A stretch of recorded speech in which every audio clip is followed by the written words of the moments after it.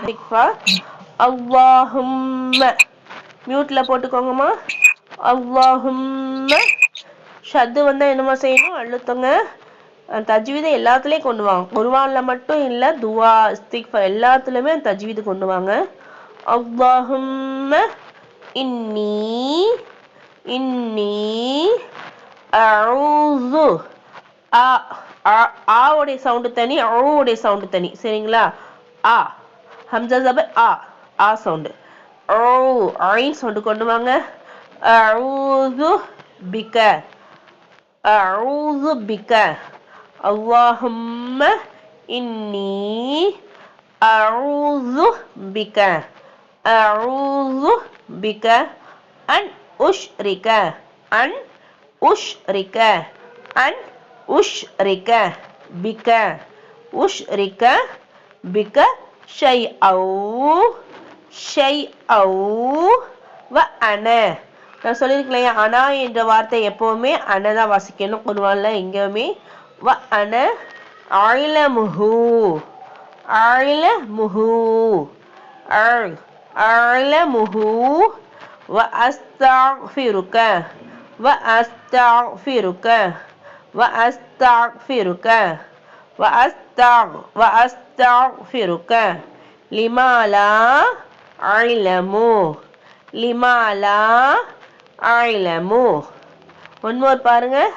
அல்லாஹும்ம இன்னி எல்லாரும் ஓதுங்க. அல்லாஹும்ம இன்னி அஊது பிக அன்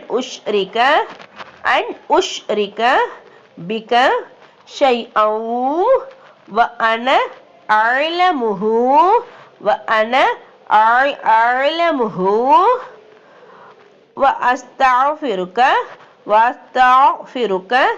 லிமாலா அலமு. பொருள் பாருங்க. யா அல்லாஹ், நான் அறிந்த நிலையில், தெரிஞ்சே பாவங்கள் செய்யறோம் இல்லையா, நான் அறிந்த நிலையில் உனக்கு இணை வைப்பதிலிருந்தும் உனக்கு பாதுகாப்பு தேடுகிறேன். நான் அறியாத நிலையில் உனக்கு இணை வைப்பதிலிருந்தும் உன்னிடம் பாதுகாப்பு தேடுகிறேன். இது தினமும் நம்ம குறைந்தபட்சம்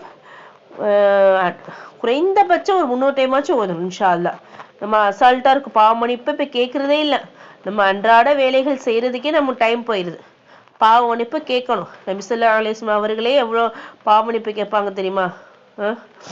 அப்போ நம்ம எவ்வளோ கேட்கணும்? என்ன செய்யணும்? குறைந்தபட்சம் ஒரு நாளைக்கு 300 டைம் ஓதுற அளவுக்காச்சும் இன்ஷால்லா பாருங்கம்மா. சரிங்களா? தூங்கும் போது என்ன செய்யணும்? ஓதணும்.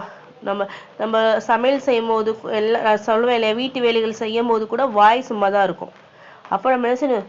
நாக்கு என்ன செய்யணும்? திக்ருல சொல்லிக்கிட்டே இருக்கணும். ஸோ இந்த மாதிரி இஸ்திக்ஃபார் ஓதலாம், கலிமா ஓதலாம், லா இலாஹ இல்லல்லாஹ் கலிமா ஓதலாம், எல்லாமே ஓதலாம்.